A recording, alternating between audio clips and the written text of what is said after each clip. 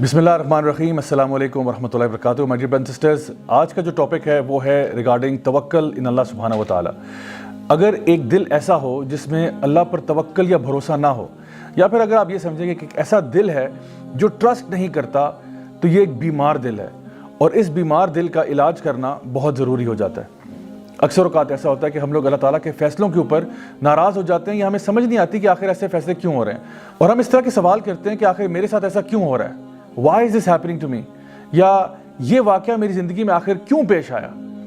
اللہ سبحانہ تعالیٰ اپنے نیک بندوں کے بارے میں ارشاد فرماتے ہیں کہ الا ان اولیاء اللہ لا خوف علیہم ولا هم یحزنون، کہ یقیناً جو اللہ کے ولی ہوتے ہیں، جو اللہ کے دوست ہوتے ہیں،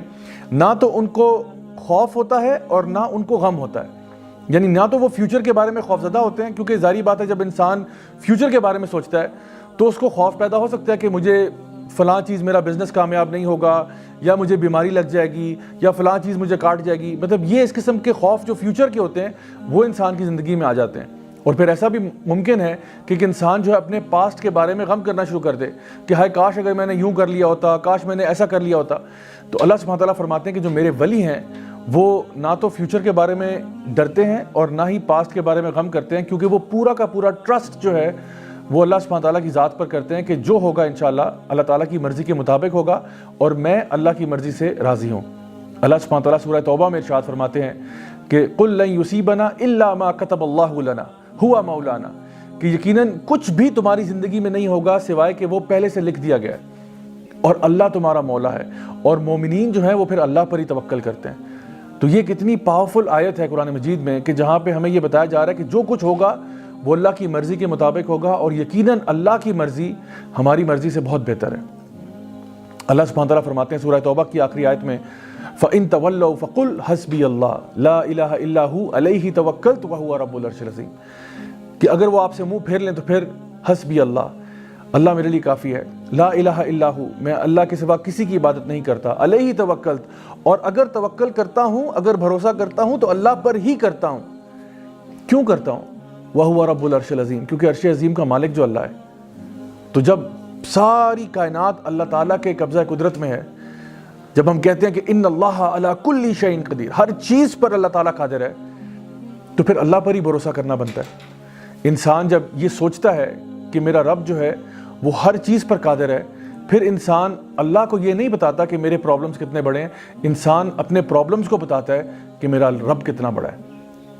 اللہ سبحانہ تعالیٰ فرماتے ہیں سورہ فرقان میں وَتَوَكَّلْ عَلَى الْحَيِّ الَّذِي لَا يَمُوتُ، کہ توکل اس ذات پر ہم کرتے ہیں جس کو موت نہیں آتی۔ سبحان اللہ، یعنی اگر آپ نے کسی پر بھروسہ کرنا ہے، اگر آپ نے کسی پر ٹرسٹ کرنا ہے، تو کیوں نہ اس پر ٹرسٹ کیا جائے، اس پر بھروسہ کیا جائے جو ہمیشہ رہنے والا ہے، الحی ہے، القیوم ہے، لا یموت، اور اس کو موت نہیں آتی۔ اسی طرح سے سورہ طلاق سورہ نمبر 65 آیت نمبر 2 اور 3 میں اگر آپ دیکھیں تو اللہ سبحانہ تعالیٰ فرماتے ہیں کہ وَمَن يَتَّقِ اللَّهَ يَجْعَل لَهُ مَخْرَجًا وَيَرْزُقْهُ مِنْ حَيْثُ لَا يَحْتَسِبُ وَمَن يَتَوَكَّلْ عَلَى اللَّهِ فَهُوَ حَسْبُهُ، کہ جو شخص بھی اللہ کا تقوی اختیار کرے گا، اللہ تعالیٰ اس کو ہر مصیبت سے باہر نکالے گا، اور پھر اس کو رزق دے گا وہاں سے جہاں سے اس نے سوچا بھی نہیں ہوگا۔ اور جو لوگ اللہ تعالیٰ پر توکل کر لیتے ہیں، اللہ ان کے لیے کافی ہو جاتا ہے۔ مائی ڈیئر برادرز اینڈ سسٹرز، تھوڑی دیر کے لیے ذرا سوچئے کہ اگر ہم اللہ پر بھروسہ کریں تو اللہ تعالیٰ کہتا ہے میں تمہارے لیے کافی ہو جاتا ہوں۔ تو اگر اللہ ہمارے لیے کافی ہو جائے تو اس کے بعد زندگی میں کوئی ٹینشن رہتی ہے، کوئی پریشانی رہتی ہے؟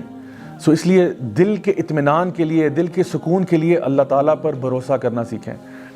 اور آپ یقین جانیں کہ اگر پورے اسلام کی روح نکالی جائے، جیسا کہ سورہ زاریات میں اللہ تعالیٰ فرماتے ہیں وَمَا خَلَقْتُ الْجِنَّ وَالْإِنسَ إِلَّا لِيَعْبُدُونَ، کہ میں نے جنوں کو اور انسانوں کو کسی مقصد کے لیے پیدا نہیں کیا سوائے اس کے کہ وہ اللہ کی بندگی کریں۔ تو اللہ کی بندگی کا مطلب یہ بھی ہے کہ اللہ تعالیٰ کو اپنا رب مان کے، رب جان کے اللہ پر بھروسہ کیا جائے۔ زندگی میں جو کچھ ہوگا انشاءاللہ الرحمن وہ اللہ تعالیٰ کی مرضی کے مطابق ہوگا۔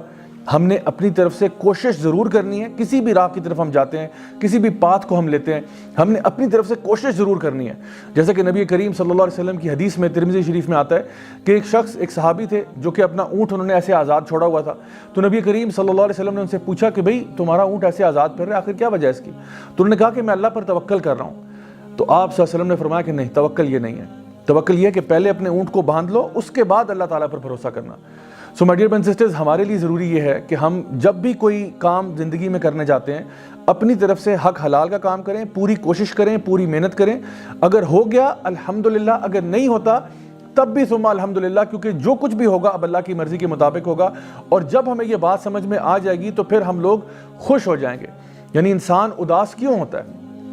انسان اداس اس لیے ہوتا ہے کہ جب اس کی مرضی کے مطابق چیزیں نہیں ہوتی. ہم یہ چاہتے ہیں کہ ہر چیز جو زندگی میں ہوگی وہ ہماری مرضی کے مطابق ہو، لیکن the fact of life is کہ زندگی میں کئی چیزیں ایسی ہوں گی جو آپ کی مرضی کے مطابق نہیں ہوں گی، نہ ہی وہ آپ کے ٹائم ٹیبل کے مطابق ہوں گی. جو ایمان والے لوگ ہوتے ہیں وہ یہ بات جانتے ہیں کہ جب بھی جو کچھ بھی ہوگا وہ اللہ تعالیٰ کی مرضی کے مطابق ہوگا. اور اللہ العلیم ہے، الحکیم بھی ہے. اللہ میرے سے علم میں بھی زیادہ ہے، اللہ تعالیٰ حکمت میں بھی مجھ سے زیادہ ہے. تو اس لیے اللہ کا جو فیصلہ ہوگا وہ میرے فیصلوں سے بہتر ہوگا. ہمیں تصویر کے اندر صرف ایک چھوٹا سا پکسل نظر آ رہا ہوتا ہے اور اللہ سبحانہ تعالیٰ کو پوری پکچر نظر آ رہی ہوتی ہے. تو پھر جب بھی کوئی معاملہ زندگی میں ہو تو پھر اداسی کیسی، غم کیسا، انسان کو اسی بات پر خوش ہو جانا چاہیے کہ جو کچھ بھی میری زندگی میں ہوا ہے وہ میرے رب کی مرضی کے مطابق ہوا ہے اور اللہ مجھے کبھی ضائع نہیں کرے گا. صحابہ کرام رضی اللہ عنہم اجمعین کہا کرتے تھے کہ جب ہم اللہ تعالیٰ سے دعا کرتے ہیں اور ہماری دعا قبول ہو جاتی ہے تو ہمیں بڑی خوشی ہوتی ہے، لیکن جب ہماری دعا قبول نہیں بھی ہوتی تو ہمیں زیادہ خوشی ہوتی ہے کہ پہلے ہماری مرضی تھی لیکن اب اللہ کی مرضی ہے، اور یقیناً اللہ کی مرضی ہماری مرضی سے تو بہت بہتر ہے. نبی کریم صلی اللہ علیہ وسلم کی ایک حدیث ہے جہاں پہ آپ نے فرمایا کہ اگر تم اللہ تعالیٰ پر توکل کرو جس طرح کی چڑیاں اللہ تعالیٰ پر توکل کرتی ہیں تو اللہ تمہیں اسی طرح عطا فرمائے گا جیسے چڑیوں کو عطا فرماتا ہے. کہ وہ صبح کے ٹائم اپنے گھروں سے نکلتی ہیں، اپنے گھونسلوں سے نکلتی ہیں، اور جب واپس گھر کو آتی ہیں تو ان کے پیٹ بھرے ہوتے ہیں. اب اس میں ایک بڑا امپورٹنٹ بات ہے، وہ یہ ہے کہ یہ نہیں کہا گیا کہ چڑیاں اپنے گھروں میں بیٹھی رہتی ہیں اور آسمان سے من و سلوہ نازل ہو جاتا ہے، بلکہ چڑیاں حرکت کرتی ہیں، یعنی حرکت میں برکت ہے. تو آپ نے اپنے اعتبار سے پوری کوشش کرنی ہے، باقی اللہ پہ چھوڑیں. مثال کے طور پہ آپ کا اگر 2 ہفتے کے بعد فائنل ایگزام ہے، آپ اس کی خوب تیاری کریں، خوب محنت کریں اور پھر اللہ تعالیٰ پر توکل کریں. اچھے طریقے سے ایگزام اٹیمپٹ کر کے آئیں، انشاءاللہ الرحمن اگر اچھے نمبر آ گئے الحمدللہ، اگر نہیں بھی آتے اور کسی وجہ سے آپ فیل ہو جاتے ہیں یا آپ کا داخلہ کہیں پہ نہیں ہو پاتا تب بھی اللہ تعالیٰ پر پورا بھروسہ کریں کہ انشاءاللہ اس میں سے بھی خیر نکلے گی. کسی کو اگر آپ نے اپنے گھر دعوت کے اوپر بلایا ہوا ہے، اب یہ نہیں کہ آپ نے دعوت پر بلا لیا اور کھانے کے لیے کچھ تیار نہیں کیا کہ جی آپ اللہ تعالیٰ پر توکل کر رہے ہیں کہ شاید آسمان سے کھانا نازل ہوگا. ایسا نہیں ہے. دعوت پر کسی کو بلا رہے ہیں، اپنی طرف سے پورے پریپریشن کریں کھانے کی. ہاں اگر وہ جل جائے یا کوئی اور مسئلہ ہو جائے وہ اور بات ہے، پھر اللہ تعالیٰ پر توکل کریں کہ اس میں بھی کوئی نہ کوئی خیر ضرور نکلے گی. سو آئی ہوپ کہ آج کی اس بات سے آپ کو سمجھ میں آ گیا ہوگا کہ اصل میں اللہ تعالیٰ پر توکل کرنا، اللہ تعالیٰ پر بھروسہ کرنا کتنا ضروری ہے آپ کے اپنے دل کے اطمینان کے لیے. Until next time, this is me, Raja Ziaul Haq, signing off. Wassalamu alaikum wa rahmatullahi wa barakatuh.